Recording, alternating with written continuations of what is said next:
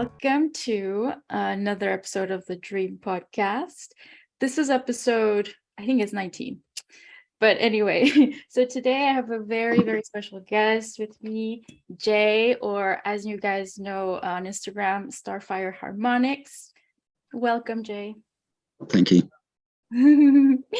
And so Jay's going to tell us a little bit about his journey, and also we're going to talk about a few topics, which we don't have to dive into all of them, but it's every time you guys do a live, with the guys on Instagram, it's always super interesting. They talk about things like last time they talked about virtue. What is being virtuous, which is one of the questions I want to ask you, like what for you is being virtuous and why do you think that's so important for people's journey? Another one would be destiny versus fate. And that kind of made me think about like the topic of free will, do we really have free will or not? And then the third thing, if we have time, polarity versus duality. So those are the topics I'd like to touch on. What do you think? What would you like to start with, Jay? So, from a young age, I was very aware of things. What you could say, I don't align with this fully, but what you could say, what's said in freedom teachings, like how indigos were born with the sixth etheric strand activated. So you had clair abilities, could see auras, spirits, but I don't consider myself an indigo, more say blue ray, but not into the new age like scene of that.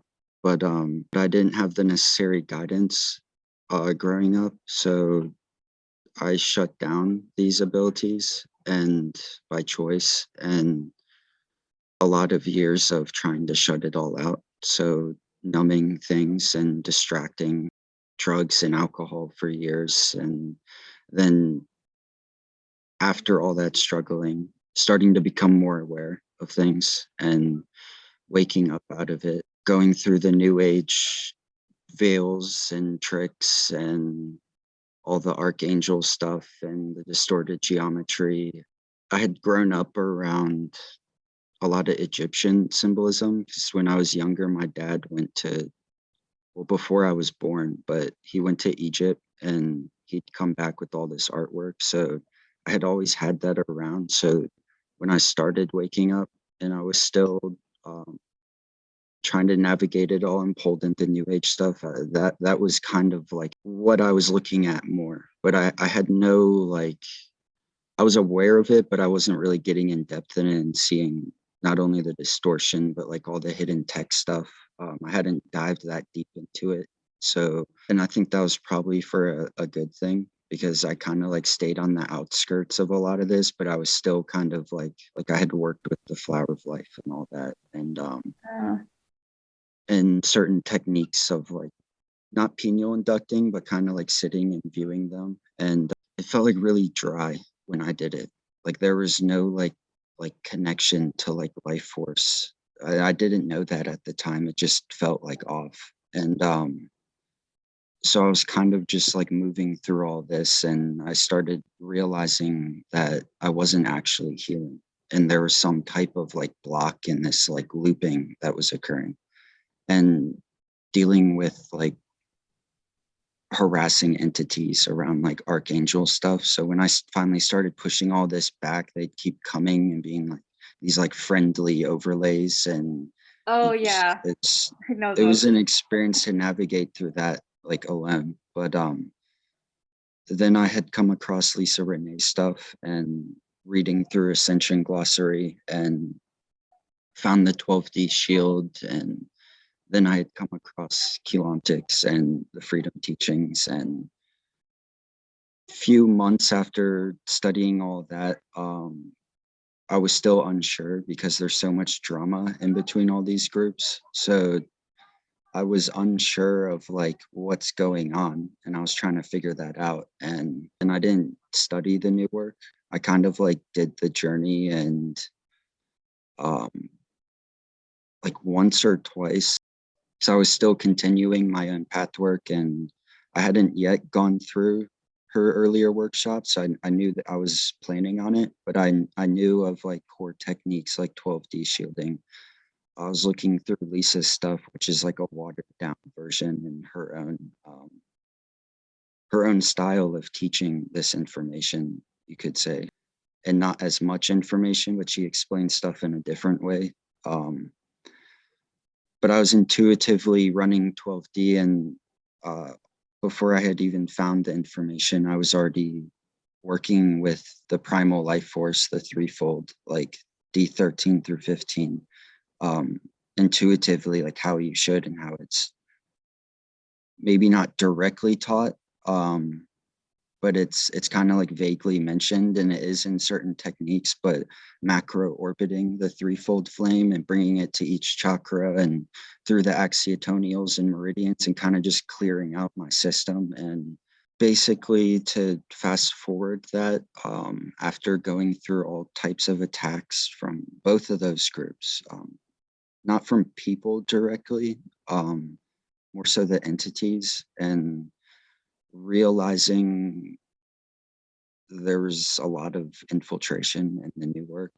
And once I did realize that, some of the attacks got way more severe. But I started learning how to uphold my own space in my line. So I went through a process of um, acceleration and upshifting, and anchoring my own Rishaic cognition. So not embodying it fully, but just having that cognition and discernment so that I could navigate, I could read things and scan them, and not like projecting into it, but just in my own discernment, I could feel things out, and I could intellectually navigate it with my mind of things that made sense and didn't, and quickly finding things that were either complete lies in the work or contradictory. So some things unsure, but I kind of was going through it and figuring out the jewels that I needed from it, and not considering myself a KSer like in that group shield, because I have this in the story highlights. So I explain what shields are and how it's distorted viewpoint, how it's put on the KS community, like how it's taught like we're all in the same like shield, and that's like micro in the community, and like on a macro level, shield mechanics is like that, but there's individual family lines also. So like you could be a blue ray, but you're not in one shield with a blue ray twin pair at the center of that shield pedestaling themselves, which is how she teaches it exactly. She Oh, says she is the core of the entire Blu-ray Indigo Shield. So this is the same thing with speakers also. I don't view it like that. There is information that I brought through on my own. There are speakers, but it's not like three speakers that dictate information, and that's that, and it's absolute. There's there, and we could get into this with Destiny also, which we can talk about. But mhm. so basically, at this point, I had gone through what I explained, and around 2017, I really started to put things together on my own and correct my own pathwork and trauma healing, shadow work, like all that stuff, and inner child healing. And I wasn't just experiencing targeting from that work. So at a part of what helped me clear my space also was also starting to work with Organite and crystals. I had worked with crystals before, but I was making it properly, and a lot of it also. And I had experienced the whole thing that you'll see some people like, where when you have a powerful organite that's big enough and you really start clearing chemtrails with it, there's the black helicopters that will come around. And this, for like a year, this was every 45 minutes during the day. There'd Wow. be one circling and targeting the grid that I had set up on my land. So I was also dealing with that, like the whole targeted individual paradigm, not just like stuff from spiritual groups I was trying to study stuff from and things like targeting that way. But it was kind of all over the place, and I had to quickly try and figure it all out and I did. I started learning how to buffer myself and really shield, and I had developed my own. Well, going through her earlier work, I had worked with it, but I didn't resonate with the sigil and light language that she has on the codes. So at that point, I was like done. I got to so many points of like cap offs and spiritual teachings, and I was just like, I need to do these things myself, and that's the information I was pulling through too, was to do it myself. And I learned quickly how to work with the eternal geometry and bring it into codes. And a few years ago, I was bringing through some way more unique ones than you can say are on the page now, because I had the space to then. But, like light language, but the way piecing things together and making them into more complex codes, you could say.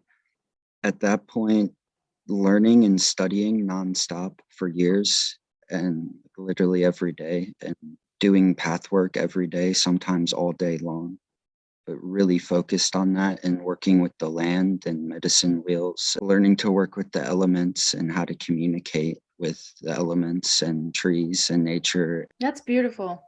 Yeah. And leading up 2019, things really started to accelerate. And well, so when I first started working with 12D shielding and the awareness of like these dueling mechanics and creation, not necessarily like duality thinking, but like the aspect of eternal mechanics and the scalar field that exists through eternal creation and into external. But the Metatronic and the reverse mechanical overlays that exist.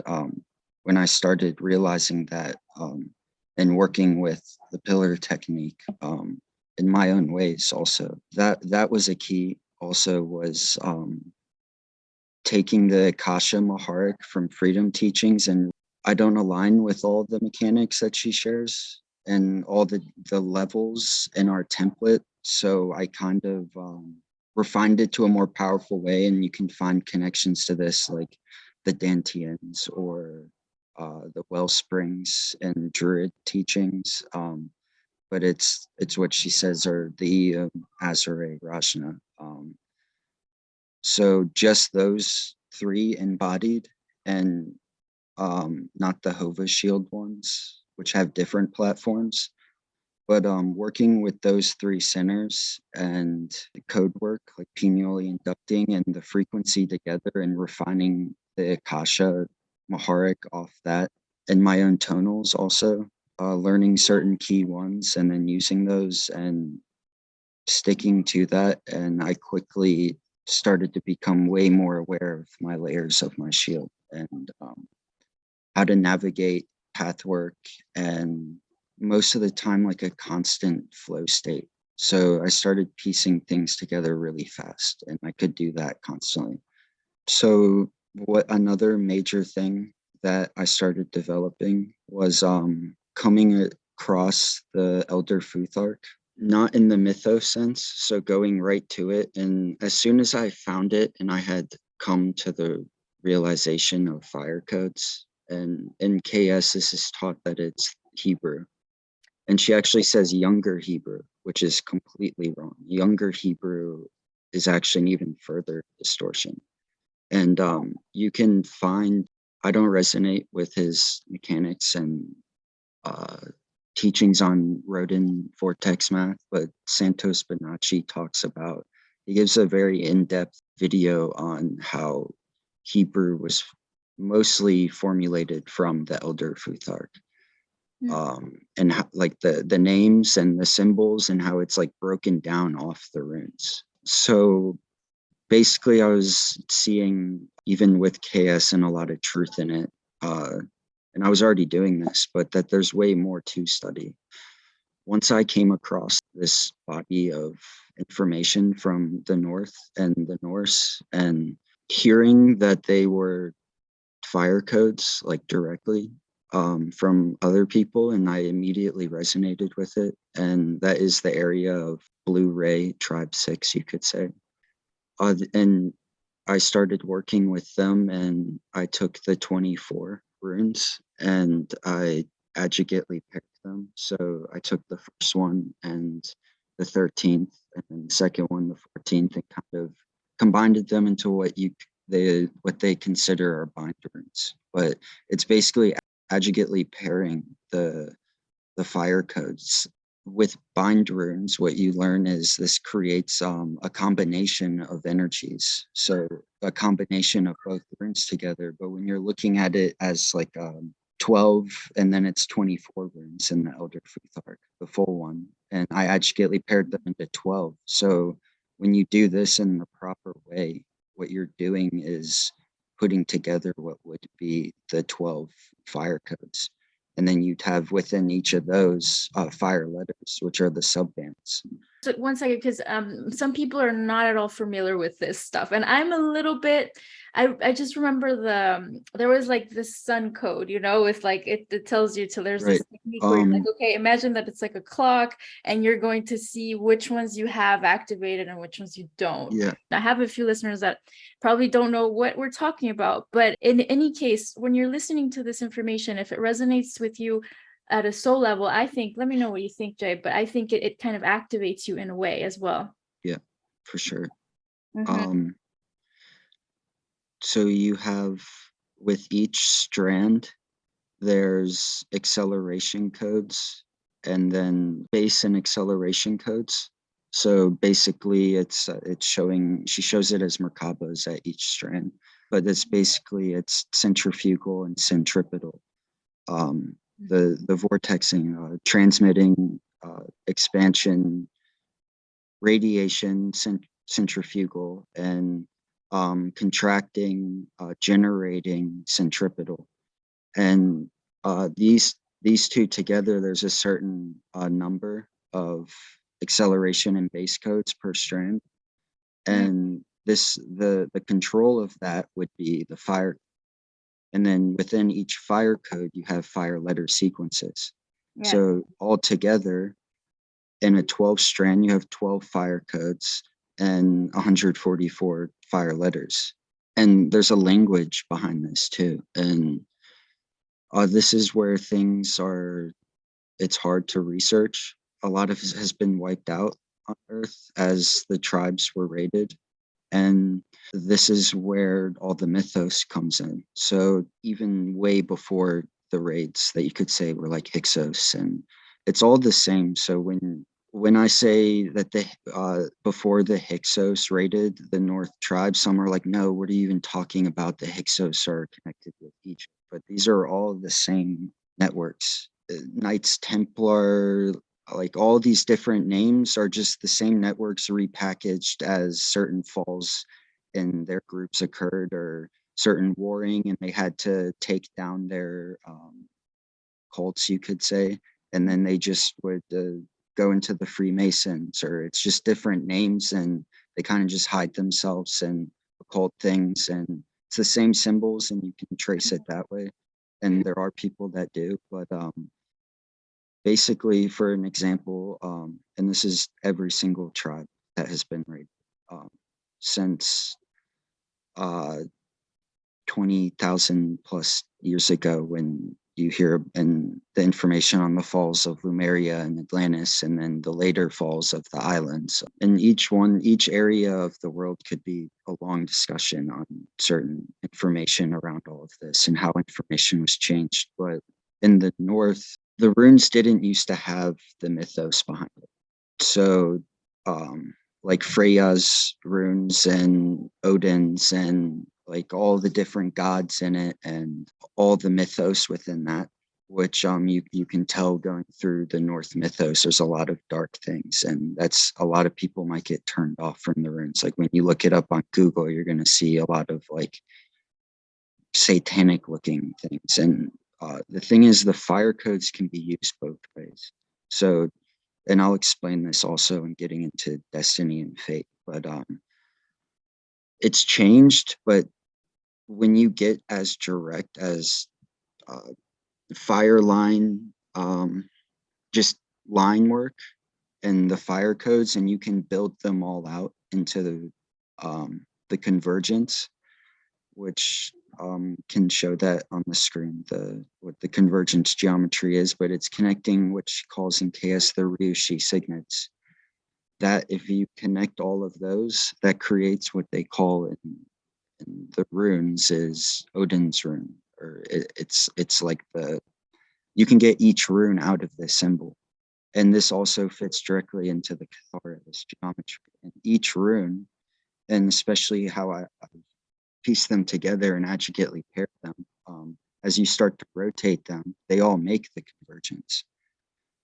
These are literally the fire codes of creation. There's elements behind them. We have uh, pathwork written out on each one, which doesn't involve the mythos, but gets right into um, the pathwork of it and the mechanics. And so basically, before the raids and what later became younger Futhark, and then a lot of people will say that the runes came from a Germanic influence and like Greek, and but these are very ancient symbols. As long as the tribes have been here on Earth, the runes have been present. So a really long time. And when you so there's power behind it. And just because there is the mythos also in a bunch of heathens that they call themselves working with them, but you can fit the runes in um, a ratio that will fit into the flower of life and geometry like that, and you can fit it into a ratio that will align with the Cathara and the convergence geometry I was talking about, which is the 2-1. So basically, when you're working with fire codes, you can either use them properly or you can use them in a distorted way, but you're going to be harming yourself even more directly if you are using them for dark arts. And this is the same with anything. So you could use all types of symbols for service to self ways, any tool or radionics device.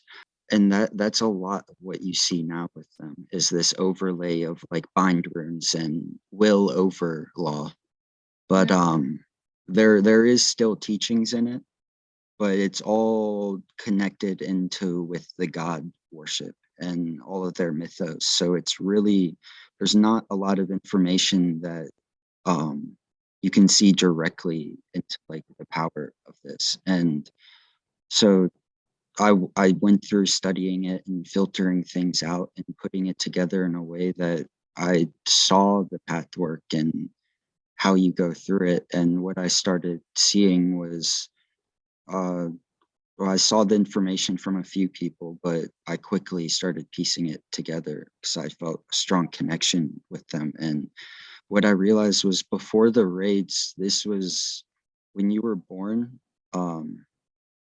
At least in the north, and this was probably all over, but it was kind of like you started your life's initiation. And when you work with the first one, um it deals with bringing together resources and tools, and not only on a physical, mostly it's on a spiritual level too. So as you're working through each fire code, there's main things behind each symbol, and then there's pathwork. So you don't advance through each fire code, which is actually cyclical, and there's lessons, and it's like you're initiating your life path from the very beginning. And they grew up learning this, so it wasn't like having to find it, piece it together. And not even back then did they look at like the gods as like real things like Odin and Thor in the sky and Thor with his hammer. Like they knew it was mechanical, and there's symbolism behind all this too. It's just occulted in every system of teachings. So, but they knew it, and Sorry, when you say they, are we like talking about? these tribes, when these raiders come in, they they will war, so they were raiders. They would take people out and pillage, but they were also that was like the grid dominance of it. So there were hubs up, and not to go like in depth, just as explaining it in general. And there's been so many wars, and there's always grid conflict on Earth now, all the wars. But they'd send in these tribes that would raid, and it's kind of like breaking through the shields, but they're physically raiding.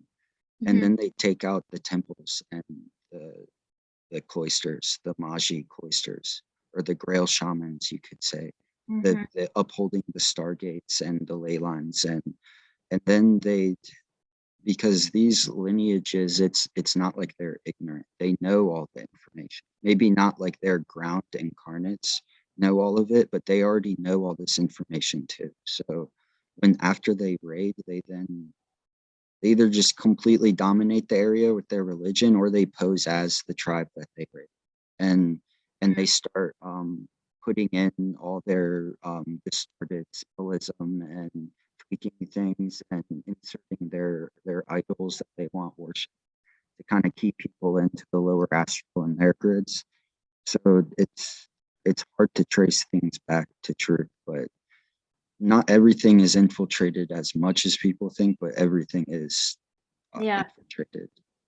But there's layers to it. Yeah, absolutely. When you combine working with fire codes and geometry and the primal force and essence and the right spectrums, it's that's how it was done.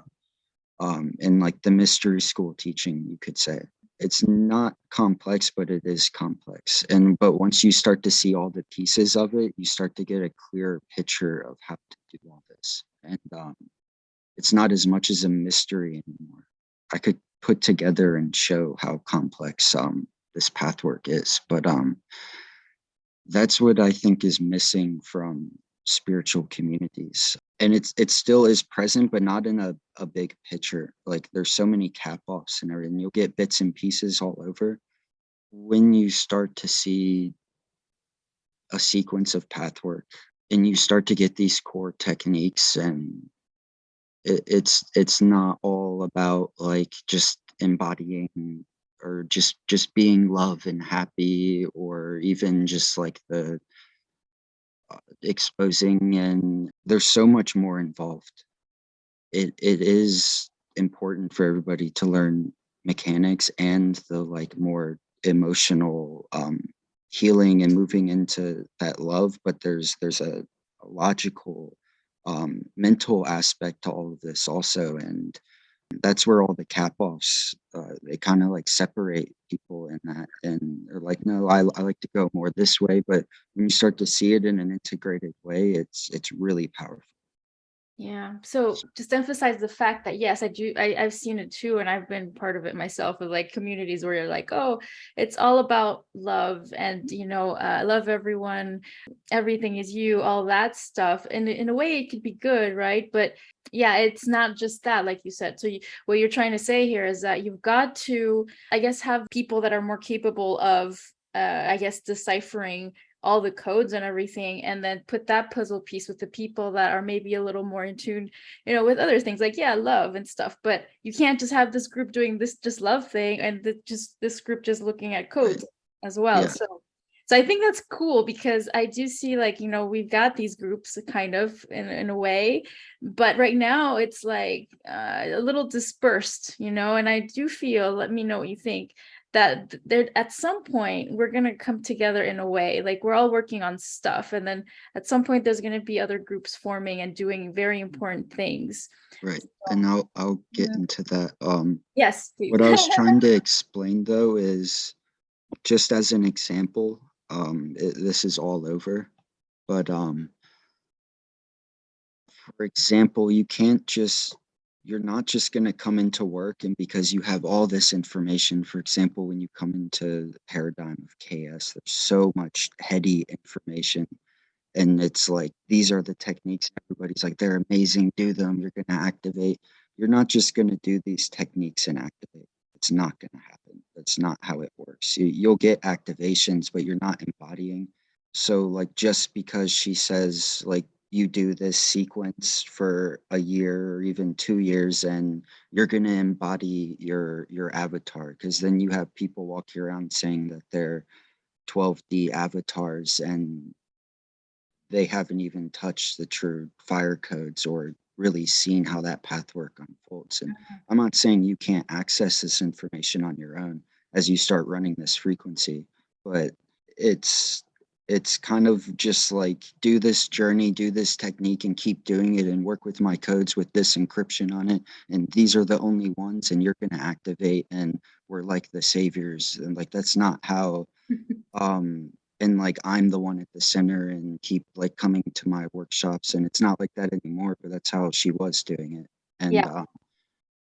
um and that's a whole nother talk of all that and things that we unfolded about all of that in that group specifically and how things played out. But back to the runes and pathwork, and this is something that was really missing. So she talks about the fire codes, and you'll see it in other teachings, for example, like the Asatru and the Heathenry, and there's all different tribes around the world that have certain key symbols, and you have teachings like biogeometry, and there's certain symbols in that and tools, and but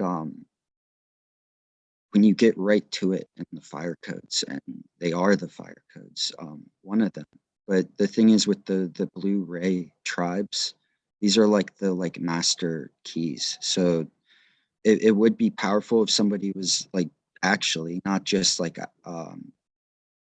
let's say you see all this information, you're like, oh, I kind of resonate with that one and that one, like of the tribes, the 12 tribes, Mm, whoever's gone through the work and seen it, and or just certain cultures that you resonate with. But if you were actually connected with those in the ancient pasts and even before the raids that have occurred, it would be really powerful to work with those symbols, and that's might be why people are called to work with certain symbols.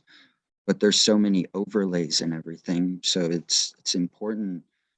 The runes are the Blu-ray tribes were kind of like the like overseers of the wisdom councils, and the wisdom count, and this isn't like speakers and like hierarchical wisdom. There are like higher levels of these councils that oversee things, but it's not exactly how people view like a council and overseeing things, because on our world we just see a lot of dominance and guru type of teaching and holding of information. And it's not like gatekeepers, but it's keeping balance and things and balance through the elemental command. That's what the wisdom councils were doing. But just simply put, way more. So given that the runes are powerful for anybody to work with, even if you don't feel directly called to like the North and Norse peoples. Basically, what they build out to is, and I'm going to use two different terminologies from this body of work in history, is the Wyrd and Orlog. So the runes develop the virtues. And you can find this in KS, but there's more emphasis on techniques. yeah, And is but that the, what's sorry, is that the 12 attitudes of responsibility? 12 attitudes yeah, of she responsibility. later has virtues, but then there's the 12 attitudes of mastery and responsibility. But I think those are pretty good. No, what do you think about those? um there's good things in them, but I found things that I didn't really fully resonate with how it was worded. Um I agree with that. Yeah. I actually, yeah, I've actually like refined that a little bit, and we're gonna actually do, this is just a parenthesis, a workshop this weekend where we're gonna be presenting them with my friend Austin, and we did make a lot of changes. But yeah, go ahead. Sorry. It's I could show you at some point the rune pathwork and share a little bit of that on another video, but sure. um it's a lot to get into. And the this pathwork doesn't stop. So let's say you go around each what you could call fire code, but it's really like a stage of growth. And the fire code aspect is as you do these things in the physical and in your life, you're activating this fire code. And the symbol is kind of just like that main capstone of each one that you would work with. And there's tonals behind it. And I've refined the tonals also. They're teaching you virtue and a way of living powerfully. And not only magic but how to work with the elements. Each one has element. It's an alchemical stage in each step of it. So imagine being born into this type of life where you're already self-initiating yourself through this pathwork. It would be Mm. extremely powerful. As you get through this, though, you start to align with your word, which is the destiny arc. And this is the word is you can look up the word rune, and it would be like what they say is Odin's rune. But if you rotate it, you'll see it's the convergence I'm talking about in the Cathara that connects the Ryushi signets. So you're opening up your own halls and geometry as you work with this. And that's the significance of the symbol of the code. But there's also virtue and you're threading your cause and effect, your choices through all of this as you live your life. So Wyrd is, and you'll find different things if researching this, but how I have it is the word Wyrd. There's different spellings of it and pronunciations, but is the destiny arc. This is like you could say and you can see this geometry also in um, the scalar grid, the standing wave field. This is like the tapestry of creation. This is the field that the primal life force comes through, and it's standing. It's a standing wave. It's not moving, but there's a flash line sequence that's the motion that we perceive in this. And this is where the geomancy comes in and exists within this field and the cycles, the electrical polarity cycles. So as you start to path work, you align with your destiny arc, your core spirit's original intention when you came from source into eternal creation and then internal creation and external creation, kind of stepping out. Your destiny arc is your core intention that you came out with and that you go back with. And to put it in context, when you work with the fire codes and the geomancy and aligning your virtue and doing the path work, and now we have all this shadow work and layers to unfold and clear, but you're aligning with this destiny arc. And it's geometrical, but it's also unlocked through virtue. That's the key. And that's the key to also understanding what a fall from eternal creation actually is and what occurs. You can look at it literally from this geometry, the convergence I'm talking about, and when you start to step out of that alignment, it's the immediate. It depends what your choice is, but it could immediately or progressively cap you off from your own halls, from your own choices. But when you're dealing with it's way more complex when you're dealing with now these overlays on the grids and all of the fallen influence on everything. So Wyrd is the destiny. Orlog, you could look at it similarly to karma. Orlog is your fate. And this is different from destiny. Your destiny is written into the elemental stone crystal command of creation. It's like it's unmovable. Your Oh. destiny arc is Mm. that core intention. It's unchanging. It's what you came out to do and what you're going to go back doing. This can get blocked either from you or just what these families coming into creation and the falls, and then choosing to still um, help these time matrices that are dealing with these reversals. It's this is where things get more complex, but it still is our choice, but there's a lot more complexities into how we can get blocked from the eternal halls. Right. So and then the destiny is something that, I guess, could you say that maybe other aspects of you, but it's still you, decided beforehand. It's not something that's imposed by another being or by a god or by, something else. You decided that. So it's like you want to align yourself with that because it's still you. I feel like a lot of people feel that as like, oh, this is my destiny. It's like it's decided for me, but I Well, don't see it that way. You know what I mean? no, it's not. A lot of people are confusing destiny and fate, and Yeah. the wordplay and all of this with the perceptions of it. Hmm. Um, if you look at it like this, your destiny is your core intention with source, your first co-creative intention. And you at that level of creation, you saw all of it. And who knows how we can't comprehend that fully. But I I've seen all the probabilities, everything that could have occurred, and you still chose to come out and do this. So in Yeah. whatever level people are at to understand that, I can't fully explain it for somebody to be like I need to hear that differently to understand it. You have to unfold this yourself to truly understand it. But Orlog, this is like so the threads in the tapestry. And as you have your cause and effect, your choices that you make um through lifetimes, but in this life also and now, it's kind of like you're threading your pathway through the time cycles.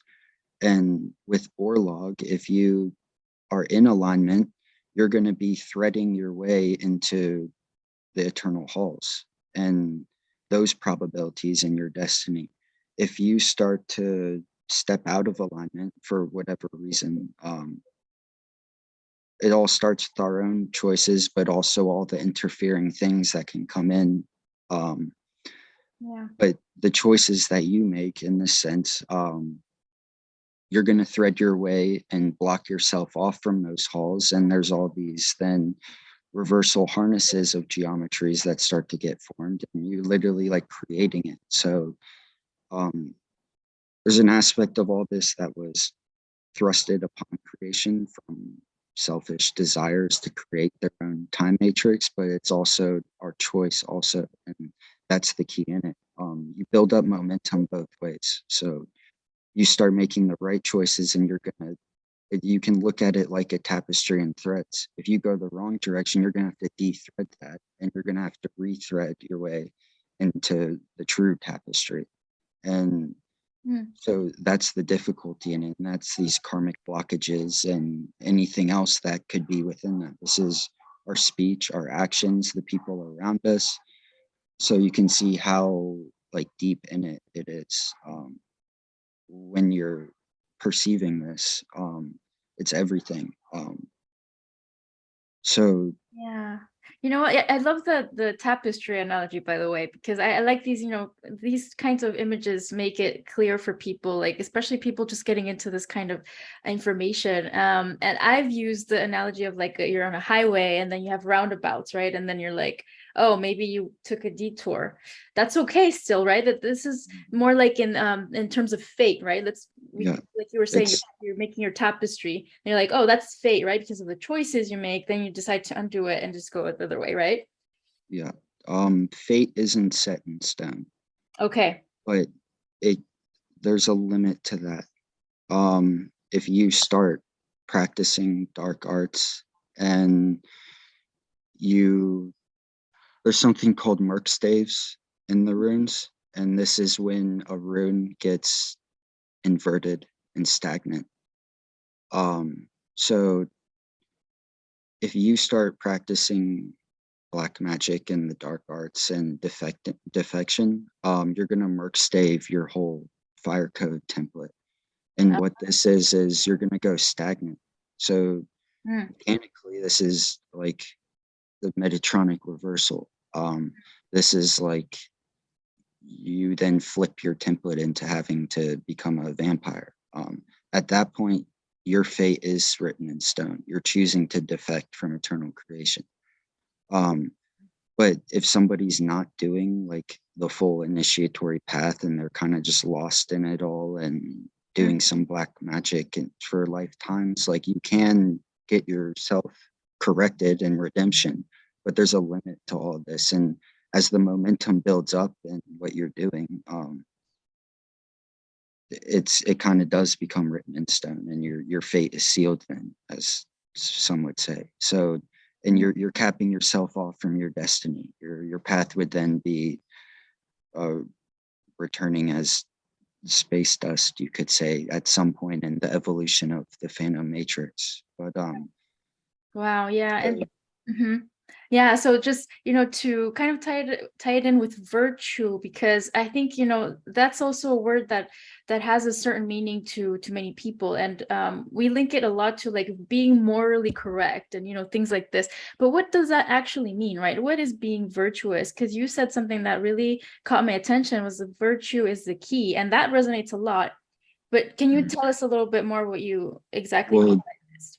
all of the heavy, low emotions and jealousy, fear, hate, all of these things are not of the human lineage. None of it. Virtue is full alignment with the law of one, which isn't the raw law of one book. It's the law of one, the law of love. So like the unified field, the oneness of creation. So it's not complex to understand. It's natural law. It's for every cause there's an effect. Um, Mm. um, That's funny that well, not funny. I want to say funny, but because I giggle about everything that happens. But it's really magical for me that you just said that, because I just told you that before I did a meditation and the word love came in very, very strongly, and I'm like, yes, that's what it's about. But that like real like yeah, like unconditional love, I guess you could say. I don't know, this word seems very overused and I guess ill-defined in our society. So like I was explaining with the fire codes, at each stage, there's also a certain learning. Um, mm, for example, at the eighth one, there's one where you learn to co-create with your kin, or after you've done a significant amount of your path work and really understanding things in service to others and learning your own path work within and how you communicate with others and carry yourself and respect others and learn your boundaries with energy. You start to learn then how to come together as a community.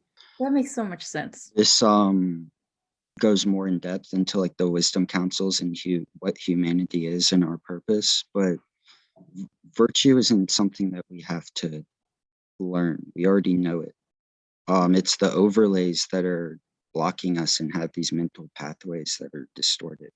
It's who we actually are, because the virtues are the keys. So when you unlock um, these holes in yourself, that's when you have these massive emotional downloads, and it's like, I already knew this. Like what have I been doing? Like in one way, like when you start to really emotionally mature and understand things, it's like you're coming home to yourself, to creation. I So have a it's question of the very sorry, I don't have to like interrupt because this is a very important question and for everybody listening, because this is this whole thing about shadow work. It tells us, because I studied psychology and the whole idea behind it is to integrate your shadow and to accept things that you might not like about yourself, or like bad thoughts and stuff. And yeah, maybe you have to improve certain things to better function in society, but I do feel like a lot of that work is literally telling people, oh, it's okay to feel hate, it's okay to feel jealous, it's a part of being human.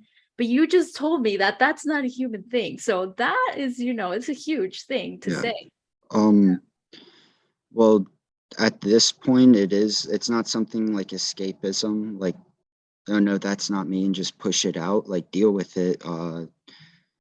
unfold it, like sit with it, but Mm. you literally have to like stand in what you're dealing with, and you don't sit in it and then keep let it sit in you and stagnate, but you confront it within yourself and you like command it to unfold. So And setting in boundaries. whatever way and however long that takes you, but this is the power of working with the fire codes and geometry, is they're like you're breaking down those flashlight sequences and those binds and distorted geometries with the codes and the fire codes. That's the power of working with them. It's the main purpose of them. They're not just something you hold or carry around. You have to work with them in certain ways, and also creation. So getting out in nature and um, working with the elements, but having that awareness also of eternal mechanics and how there is still distortion, because this gets into polarity and duality too. So that's what you're talking about, Yeah. like with the shadow. And there's a misconception in this. The shadow, the ego that people think, they say like, so some people say kill the ego, some people say no, you have to integrate it, but it's both ways in that. So the shadow body is not us. It's like an overlay. It's like our own personal like egregore, which is like a thought accumulated entity. And it's within our own template, and that has to be like transmuted and burned through and severed. And but your individuality and your ego in that sense is a part of you. You just have to refine it.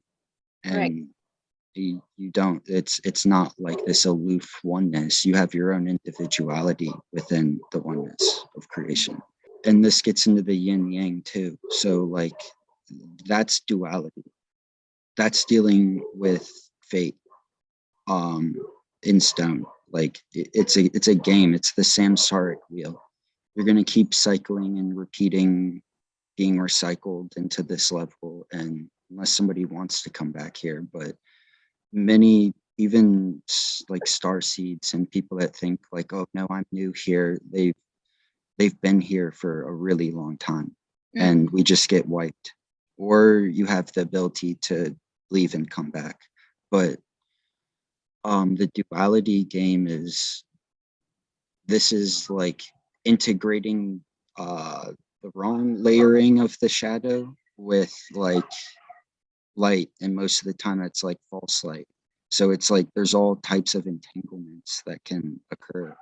And even like masters, you can see that master this either through like qigong and um it's a mastery with like a cap off, or like the Buddhists that activate their rainbow body and their followers consider them the Buddha, but are they really going up that Antakarana like spiral, which is to 9D, and it's still in the cap offs? And uh, there's so much deception here. And even to briefly touch on that, when you're looking at the Vajrayana teachings, how they purge the shadow, um, one of their main techniques that they teach beginners in the Vajrayana pathwork is they do work with codes and like fire codes in Sanskrit, but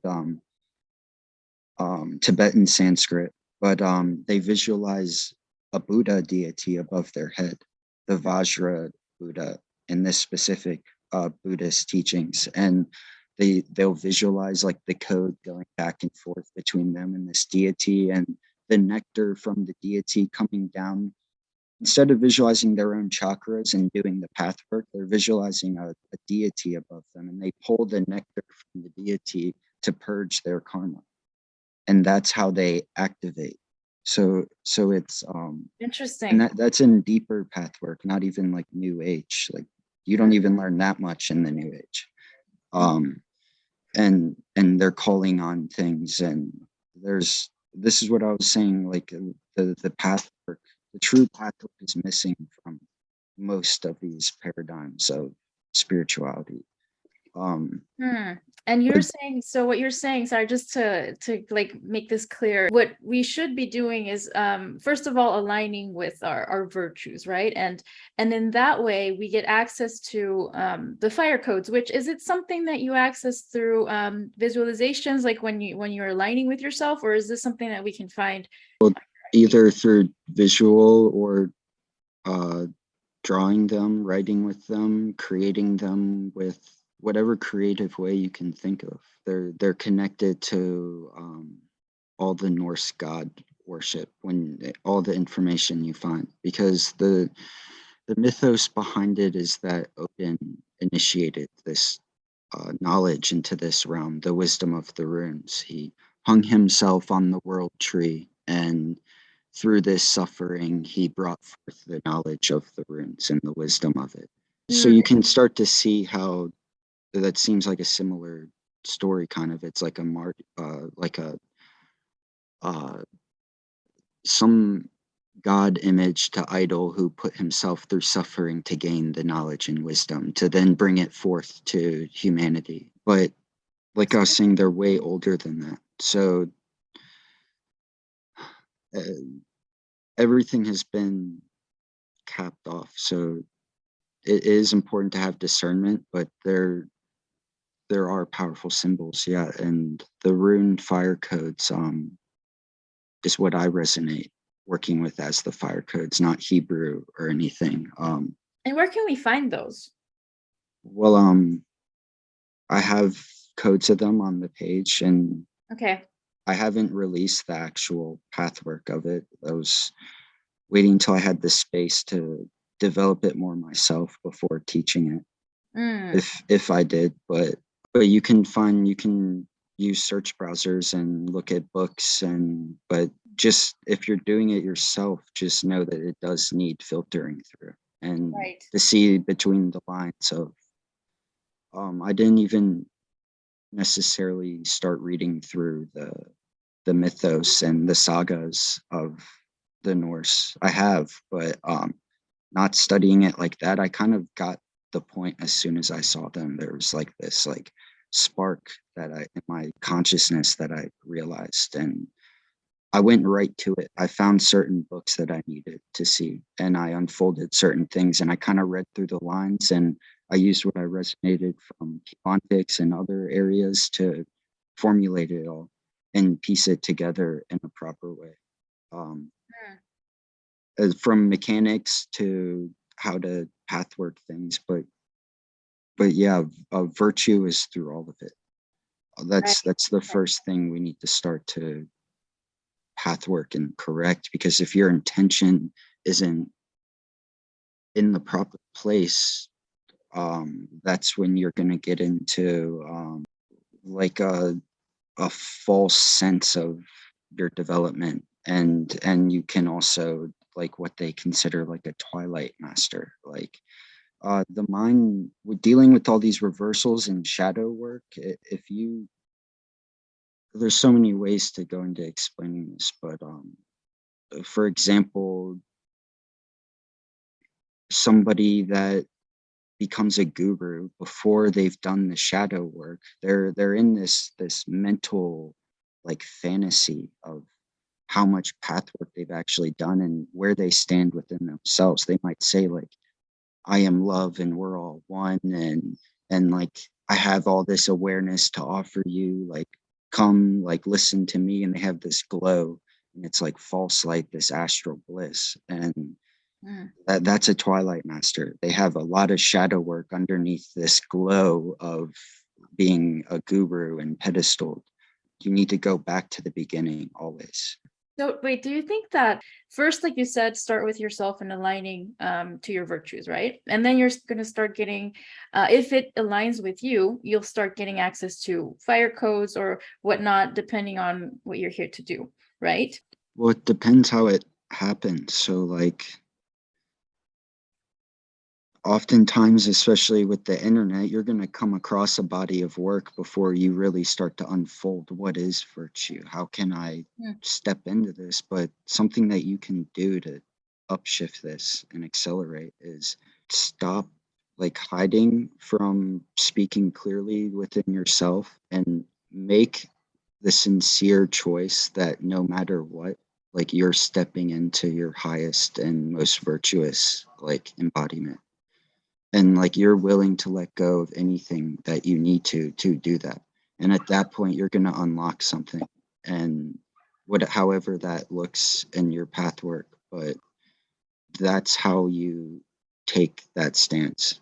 And then after that, you're going to start to access keys and jewels, and you're going to start to do retrievals of your codex, however in depth that is, and observing and discerning. This is what we're also dealing with. So when you start to step into alignment, there's going to be all types of things trying to mess with you, or things in your life, relations, old pathways ending and closing that you could have gone down, and you need to observe and navigate properly. And not everything that comes to you or that you think and have thoughts to do is necessarily that path that you should. So that's where observation comes in, and needing to discern, what do I need to do right now? Mm, yeah. I love everything you just said. That resonates so much. And I know we're running out of time. You got a call in a bit, so I'm just gonna let you, say whatever you feel needs to be said to wrap it up, and then we'll say goodbye, and maybe leave it for next time if you want to share more stuff, because yeah, it's Yeah. been amazing. Well, yeah, I guess at some point we could go through some more of an intro into everything I've been talking about, because I kind of just generally went Okay, through it. But sure. basically, yeah, what you're saying, like stepping into virtue first, and so it's kind of all of it, especially if you're an accelerated path and you know that you already know. And a lot of people watching this probably know that. We just don't have all the information laid out in front of us. But there are certain core techniques, like the pillar techniques and setting up your circle of power, which has to do with the fire codes. But you don't need them. It's shielding, and you need to set your space first for path work. And this is what everything I've been talking about is about. It's setting up a container to bring forth the primal force in essence, because Mm, that's what brings the healing, and that's connected with our spirit. So it's one and the same coming forth. But it is virtue, but it's also learning with that how to set your space yeah, and it's for yourself. Yeah. like when you And with the tapestry. It's like, one yeah, is this and one is the other. we've done it before. We know what the pathwork is. There's just so many veils now that are blocking us from doing what we know we have to do. So I got chills. Yeah, it's so true. yeah, Mhm. that it's simple, but it's also there's complexities with simplicity at the same time. Yeah, absolutely. I think definitely do think we need another time to record more. Like you said, what do you think? Yeah, Sounds for good. sure. Okay. Sounds great. I'll let you go for your call though. I don't want you to run late for that. Yeah. It's been amazing. Thank you so much, Yeah. Jay. Thank you for having me. Of course. Bye. Talk to you soon. Bye. Mhm.